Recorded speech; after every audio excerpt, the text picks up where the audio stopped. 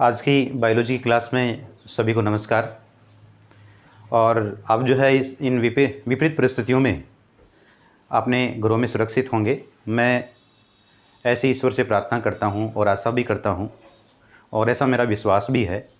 और आप जो है अपने घर पर थोड़ी बहुत पढ़ाई भी कर रहे होंगे। तो इससे पहले जो है हमने अपने YouTube चैनल पर जो है 3 वीडियो अपलोड किए जो मानव उत्सर्जन तंत्र से संबंधित थे, जिनमें हमने ये पढ़ा कि मानव उत्सर्जन तंत्र की संरचना कैसी होती है, कौन कौन से पार्ट्स होते हैं। इसके अलावा मानव उत्सर्जन तंत्र में महत्वपूर्ण संरचना जो है नेफ्रॉन के बारे में अध्ययन किया। इसके अलावा हमने जो है उत्सर्जन की कार्य की फिजियोलॉजी ऑफ एक्सक्रीशन के बारे में अध्ययन किया। फिजियोलॉजी ऑफ एक्सक्रीशन के संदर्भ में हमने ये पढ़ा कि यूरिया का निर्माण कहाँ होता है और यूरिया के निर्माण के बाद ये जो है यूरिया बनने के बाद इससे आगे जो है मूत्र का निर्माण किस प्रकार से होता है। तो आगे मूत्र निर्माण की क्रियाविधि के अंतर्गत ही हम जो है आज दूसरा बिंदु पढ़ने जा रहे हैं। और ये दूसरा जो बिंदु है इसका नाम है वर्णात्मक पुनःअवशोषण, सेलेक्टिव रीअब्जॉर्प्शन। अब ये जो वर्णात्मक पुनःअवशोषण है, इससे पहले हमने ये पढ़ा था, इसका जो मूत्र निर्माण का जो पहला चरण था ये पढ़ा था हमने, ये पढ़ा था परा निस्यंदन, अल्ट्रा फिल्ट्रेशन पढ़ा था। ठीक है, अल्ट्रा फिल्ट्रेशन में हमने ये पढ़ा था कि ये जो अभिवाही धमनिका रक्त लाती है, अफवाही धमनिका जो है रक्त ले जाने का कार्य करती है। यहाँ पर एक दाब उत्पन्न होता है और इस दाब के प्रभाव से कुछ पदार्थ यहाँ छन जाते हैं। और छनने वाला जो पदार्थ है, परानिस्यंदन क्रिया के फलस्वरूप छनने वाला जो पदार्थ है उसको हमने क्या नाम दिया था? निस्यंद नाम दिया था। ठीक है, निस्यंद यानी फिल्ट्रेट नाम दिया था। इस फिल्ट्रेट का निर्माण होता है।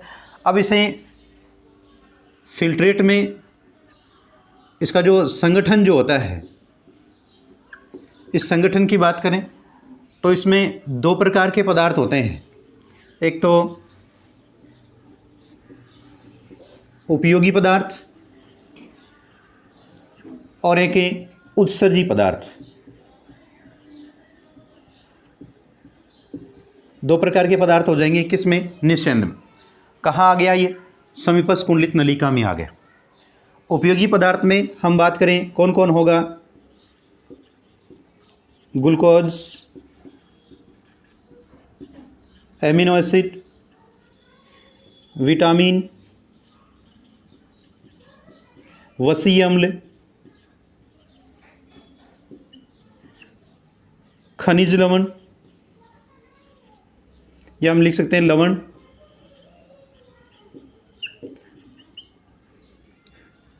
खनिज लवण, और जल। ठीक है, ये होते हैं। उत्सर्जी पदार्थों में होते हैं यूरिया, यूरिक अम्ल, क्रिएटिनिन,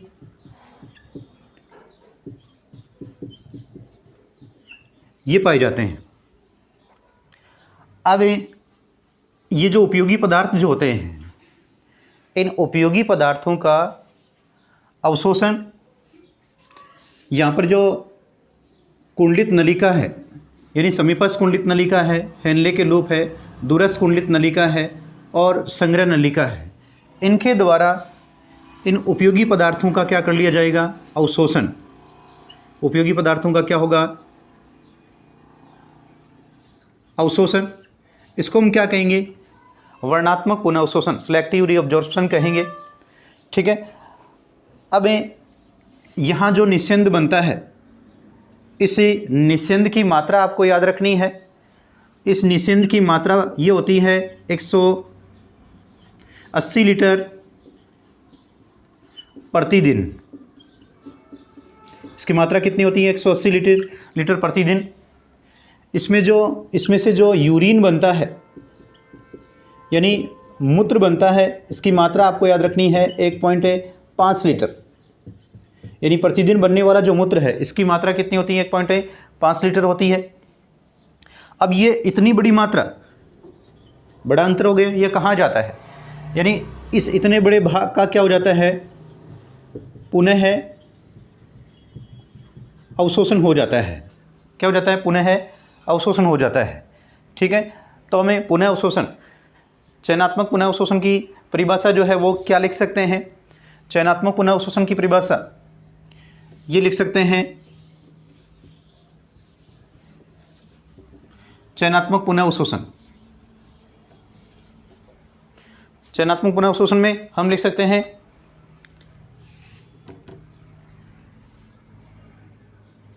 ग्लोमेरुलर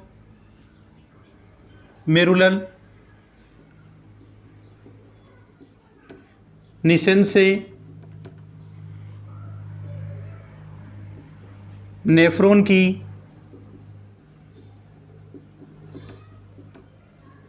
नेफ्रॉन के कुंडलित नलिकानुमा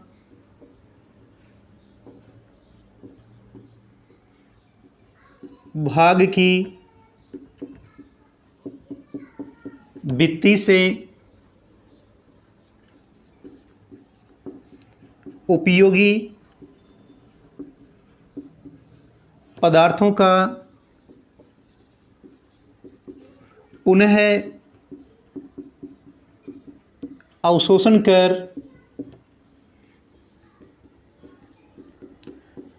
परिनलिका केशिका में स्थानांतरण की क्रिया क्या कहलाती है? पुनः अवशोषण कहलाती है। ठीक है, यानी ये जो कुंडलित भाग है इसमें उपयोगी पदार्थों का अवशोषण होकर के इसका स्थानांतरण कहाँ हो जाएगा? परिनलिका केशिका। परिनलिका केशिका किसका भाग है? यानी ये ग्लोमेरुलस भाग है। ये अफवाही धमनिका निकल रही है। अफवाही धमनिका आगे जो है पतली नलिकाओं में व्यक्त हो जाती है, जिसको परिनलिका केशिका कहते हैं। परिनलिका केशिका इस नेफ्रॉन के चारों ओर लिपटी रहती है, यानी इसमें उपयोगी पदार्थों का क्या हो जाएगा? स्थानांतरण हो जाएगा। तो इसको हम क्या कह देंगे? पुनः अवशोषण कह देंगे, सिलेक्टिव रीअब्जॉर्प्शन कह देंगे। मैं समझता हूँ कि आपने ये समझ लिया होगा कि पुनः अवशोषण किसे कहते हैं। ठीक है, अब ये जो पुनः अवशोषण की जो क्रिया है ये पदार्थों के दहली मान के आधार पर होती है। तो आगे हम पढ़ते हैं दहली मान क्या होता है। दहली मान, पदार्थों का जो पुनः अवशोषण है वो उनके दहली मान के अनुसार होता है। दहली मान क्या होता है? दहली मान रक्त में पदार्थों की वह सांद्रता जिस पर पदार्थ पुनः क्या होते हैं? अवशोषित होते हैं। यानी ये एक प्रकार से रक्त में पदार्थों की क्या है? सांद्रता जिस पर ये क्या होते हैं? पुनः अवशोषित। उसको हम क्या कहते हैं? दहली मान। और दहली मान के आधार पर पदार्थ जो है वो 3 प्रकार के होते हैं: उच्च दहली पदार्थ, निम्न दहली पदार्थ, अदहली पदार्थ। उच्च दहली पदार्थ जो निशन से पूर्णतः अवशोषित हो जाते हैं, कौन है? ग्लूकोज, एमिनो अम्ल और विटामिन। निम्न दहली पदार्थ जो निम्न मात्रा में अवशोषित होते हैं, उनमें कौन है? जल और खनिज लवण। अदहली पदार्थ जिनका बिल्कुल भी क्या नहीं होता? पुनः अवशोषण नहीं होता, वो कौन से हैं? यूरिया, यूरिक अम्ल और क्रिएटिनिन। तो ये क्या है? दहली मान के आधार पर पदार्थों के 3 प्रकार। अब आगे, हाँ, तो आगे है पीसीटी में पुनः अवशोषण, यानी समीपस्थ कुंडित नलिका में निषेचन से उपयोगी पदार्थों का अवशोषण किस प्रकार से होता है। तो आपको इसमें याद रखना है कि इसकी भित्ति में जो घनाकार उपकला सेल्स होती हैं, ये किस युक्त होती हैं? घनाकार उपकला सेल्स सूक्ष्मांकुर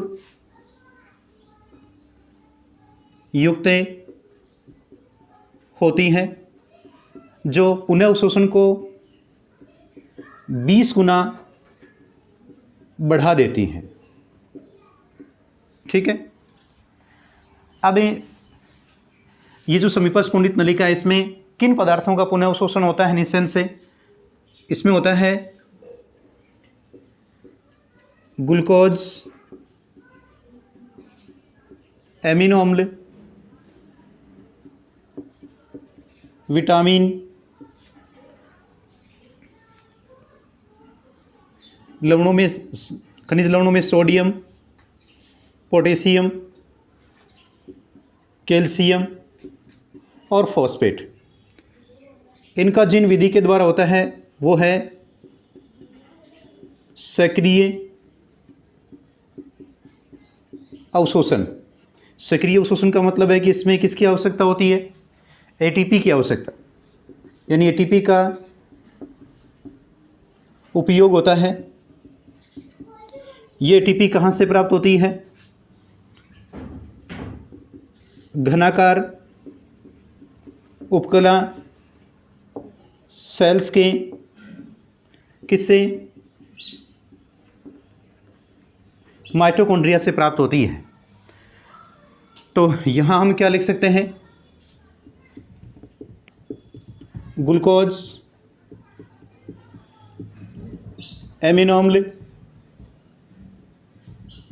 और विटामिन, इसके अलावा सोडियम, पोटेशियम, कैल्शियम और फॉस्फेट। ठीक है। इसके अलावा इस भाग में जल का भी पुनः अवशोषण होता है, यानी इससे जल का पुनः अवशोषण। जल का पुनः अवशोषण आपको याद रखना है, ये होता है निष्क्रिय विधि से, यानी इसमें किसकी आवश्यकता नहीं होती? एटीपी की आवश्यकता नहीं होती। ठीक है। ये किस में पुनः अवशोषण हो गया? ये पुनः अवशोषण समीपस्थ कुंडलित नलिका में हो गया, पीसीटी में हो गया। पीसीटी में एक क्रिया और होती है, यानी इसमें दो पदार्थ, एक तो अमोनिया और एक पदार्थ है हाइड्रोजन आयन।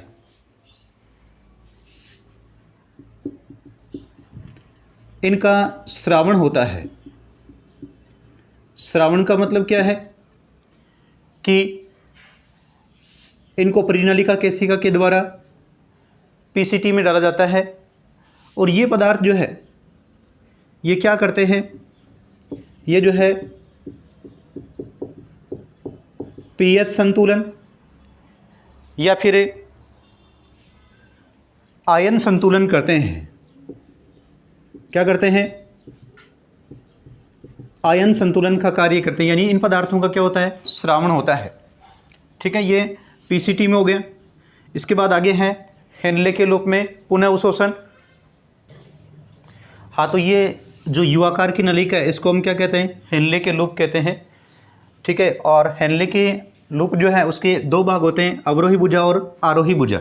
ये इसकी अवरोही भुजा है, ये इसकी आरोही भुजा है।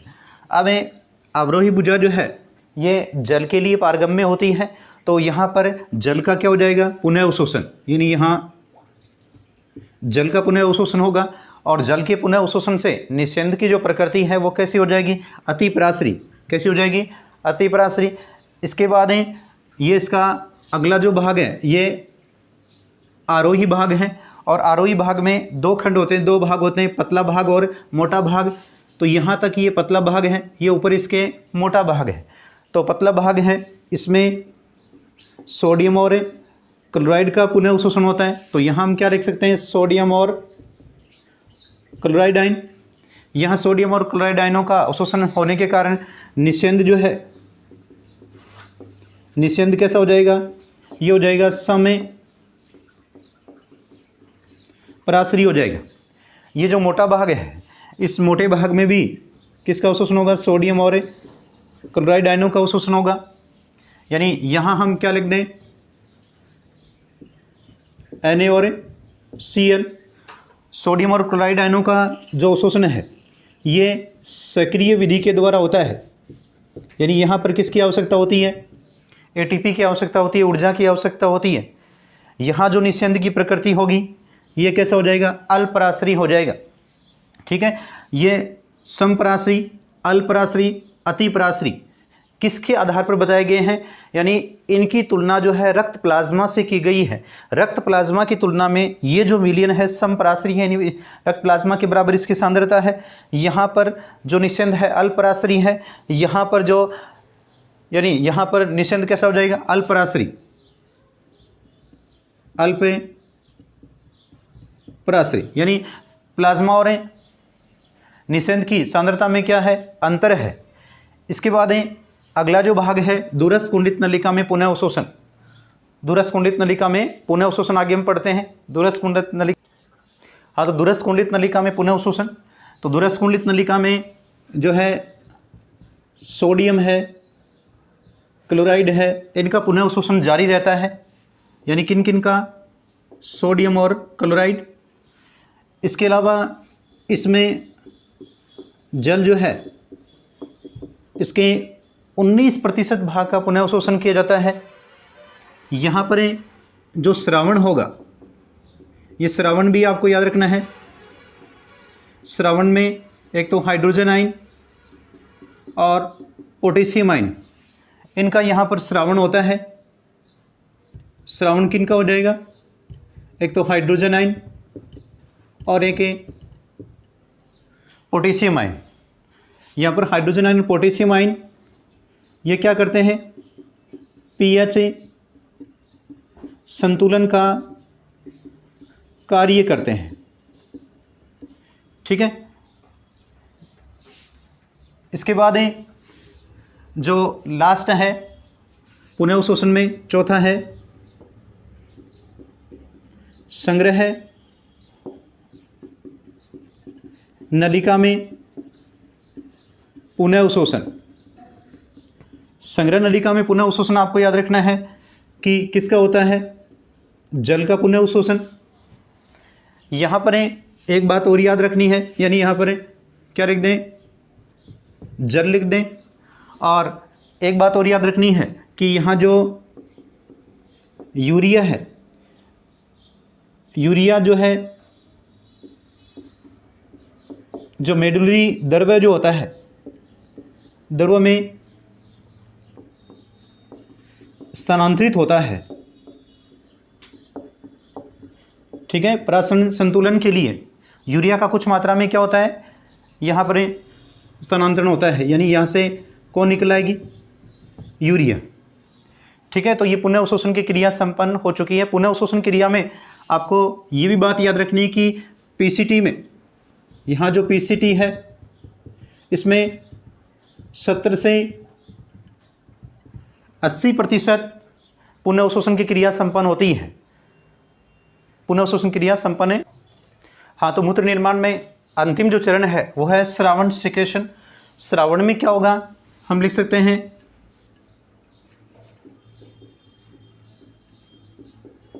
ग्लोमेरुलर निषेध में कुछ हानिकारक पदार्थ, रंगा पदार्थ, औषधियाँ आदि छन नहीं पाती हैं या छन नहीं पाते हैं, जिन्हें परिनलिका केशिका के द्वारा नेफ्रॉन के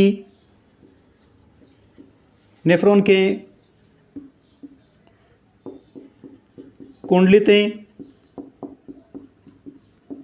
नलिकानुमा भाग में डाला जाता है, जिसे श्रावण कहते हैं। यह सक्रिय प्रक्रिया है, अर्थात इसमें किसकी आवश्यकता होती है, एटीपी की आवश्यकता होती है। यानी श्रावण की क्रिया में क्या होगा कि यहाँ से जो निषेधन की क्रिया हो रही है, अल्ट्राफिल्ट्रेशन क्रिया हो रही है, तो कुछ पदार्थ यहाँ से छनेंगे नहीं और ये जो है परिनलिका केशिका में चले जाएंगे।